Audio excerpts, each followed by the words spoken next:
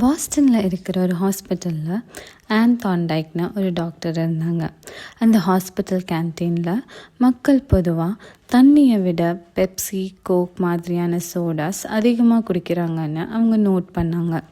இதை மாற்றணும்னு நினச்ச அந்த டாக்டர் ஒரு சின்ன சேஞ்ச் பண்ணாங்க.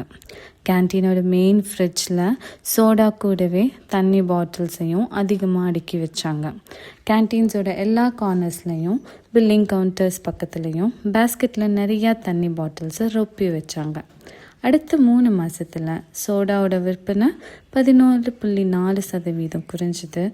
தண்ணியோட விற்பனை 25.8% ஏறிடுச்சு. அந்த டாக்டர் யாருக்குமே எந்த அட்வைஸும் பண்ணல. சோடா விட அதிகமாக தண்ணி பாட்டில்ஸ் கண்ணுக்கு படுற மாதிரி சுற்றுச்சூழலை மட்டும்தான் மாற்றினாங்க.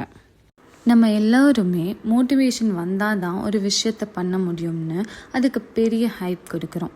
ஆனால் உண்மையிலே நம்மளை சுற்றி இருக்கிற என்விரான்மெண்ட்டை மாற்றுறதில்ல எவ்வளோ பெரிய மாற்றம் வரும்னு யாருமே புரிஞ்சுக்கிறதில்ல. மோட்டிவேஷனை ஓவர் ரேட் பண்ணுறோம், என்விரான்மெண்ட் சேஞ்சை அண்டர் ரேட் பண்ணுறோம். நம்ம லைஃப்பில் நடக்கிற பல மாற்றங்கள் நம்ம மனசுக்குள்ளே இருந்து வர்றது இல்லை, வெளியே இருந்து வர்றது தான். நம்மளை சுற்றி இருக்கிற நம்ம உலகம், நம்ம மக்கள், நம்ம வீடு, நம்ம சூழ்நிலை, இது தான் நம்மளை மாற்றுது.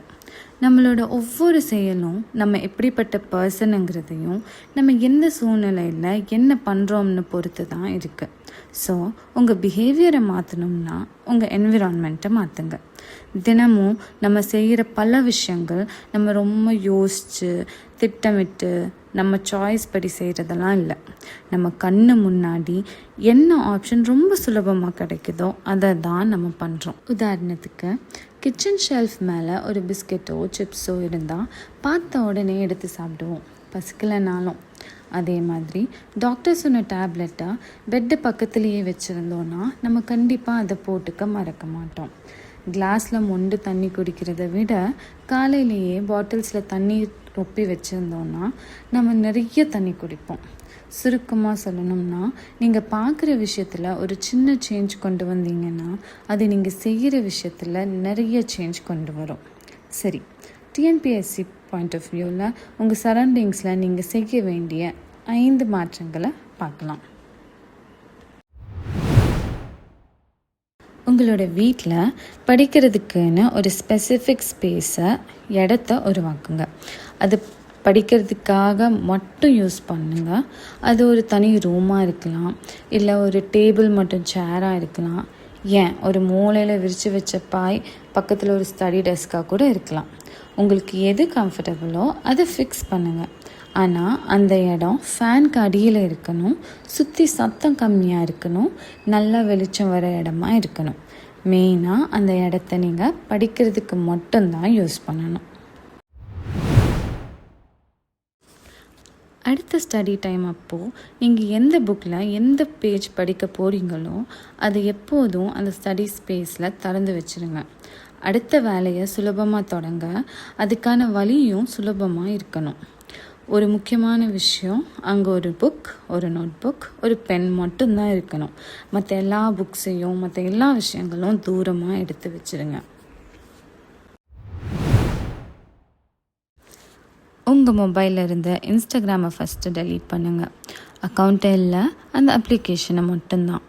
ஏன்னா அடுத்த வாட்டி இன்ஸ்டாகிராமை திரும்ப இன்ஸ்டால் பண்ணணுன்னா உள்ளே போக நிறைய ஸ்டெப்ஸ் எடுக்கணும். நீங்கள் உருவாக்குற இந்த தடை உங்களை அது தொடாமல் தடுக்கும். பேசிக்காக நீங்கள் ஒரு ரெசிஸ்டன்ஸ் பில்ட் பண்ணுறீங்க. ஃபேஸ்புக், நெட்ஃப்ளிக்ஸ்னு உங்கள் எனர்ஜியை உரிகிற எல்லா ஆப்ஸ்க்கும் இதை ஃபாலோ பண்ணுங்கள். அதுக்கு பதிலாக யூஸ்ஃபுல்லான யூடியூப் சேனல்ஸை சப்ஸ்கிரைப் பண்ணி வைங்க. டிஎன்பிஎஸ்சி டெலிகிராம் குரூப்ஸில் ஜாயின் பண்ணுங்கள்.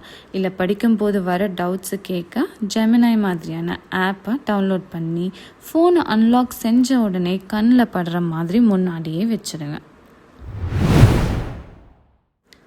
உங்கள் வீட்டில் இல்லை ரூமில் இல்லை நீங்கள் டெய்லி கொஞ்ச நேரமாவது நின்று பார்க்குற கண்ணாடி பக்கத்தில் முக்கியமான வால் சார்ட்ஸை ஒட்டி வைங்க. நீங்களே உங்கள் கைப்பட எழுதின சார்ட்ஸை கூட ஒட்டலாம். அதை அடிக்கடி மாற்றுற மாதிரியும் பார்த்துக்கலாம். உதாரணத்துக்கு ஹிஸ்ட்ரியில் ஐஎன்எம் டைம்லைன் ஆகட்டும், பாலிட்டியில் இருக்கிற முக்கியமான ஆர்டிகல்ஸ், ஸ்கெட்யூல்ஸ், முக்கியமான ஆக்ட்ஸ் மற்றும் அதோட வருஷங்கள், எக்கனாமியில் இருக்கிற 5 ஆண்டு திட்டங்கள், முதலமைச்சர்கள் மற்றும் பிரதமர்களோட பதவிக்காலங்கள், இது மாதிரி. டெய்லி இங்கே முடிக்கக்கூடிய அளவுக்கு ஒரு ஈஸியான ஒரு ப்ரோக்ரஸ் ட்ராக்கர், அதாவது செயல் திட்டமாக ரெடி பண்ணுங்க. ஒவ்வொரு டாஸ்க்கை முடிக்கும் போதும் அதை அடித்து விட்டுட்டே வாங்க. உங்களோட சிலபஸ் கண்ணு முன்னாடியே குறைஞ்சிக்கிட்டே வர்றதை பார்க்கும்போது, ஒரு இன்ஸ்டா ரீல் பார்க்கும்போது கிடைக்கிற அதே டோபமைன் பூஸ்ட் உங்களுக்கு கிடைக்கும். அடுத்த ரீல் பார்க்க தூண்டும், அதாவது அடுத்த பாயிண்ட்டை ஸ்ட்ரைக் அவுட் பண்ணுற வேலையை பண்ண தூண்டும். ஞாபகம் வச்சுக்கோங்க, இந்த 5 விஷயங்களை செய்கிறதுக்கு உங்களுக்கு பெரிய நேரம் ஆகாது. ஆனால் இது உங்கள் எதிர்காலத்தில் வீணாக போகிற எவ்வளவோ பெரிய நேரத்தை மிச்சப்படுத்தும். ஸோ இதை இப்போவே உடனே செய்யுங்க. நன்றி, வணக்கம்.